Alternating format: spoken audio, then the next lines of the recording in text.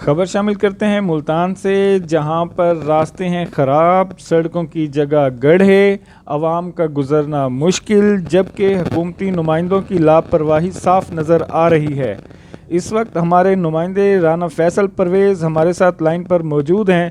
जी राना फैसल, हमें आगाह कीजिएगा, क्या तफसीलात हैं?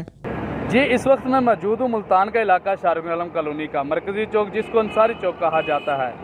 यहाँ मुख्तलिफ फैक्ट्रियाँ, मैरिज हॉल और दुकानें मौजूद हैं, जिनको एक साल से मुश्किलात का सामना है और लोगों को यहाँ आमदरफ्त में मुश्किलात का सामना है। आइए जो यहाँ के दुकानदार हैं उनसे पूछते हैं कि वो किन मुश्किलात का सामना कर रहे हैं।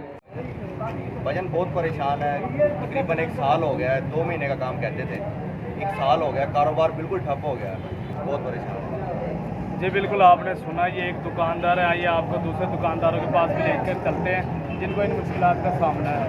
कब से खड्डा इतना बड़ा हुआ है? साल हो गया। तो ये कब तक बन रहा है? क्या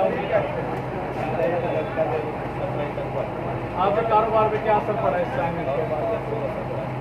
तो आपके कोई आमदनी नहीं, कोई कोरोना की वजह से क्या मसला है?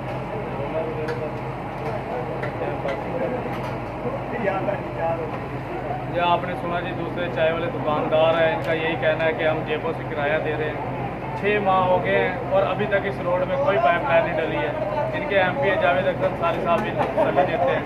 कैमरामैन शेख खालिद के साथ राना फैसल, 94 न्यूज़ मुल्तान।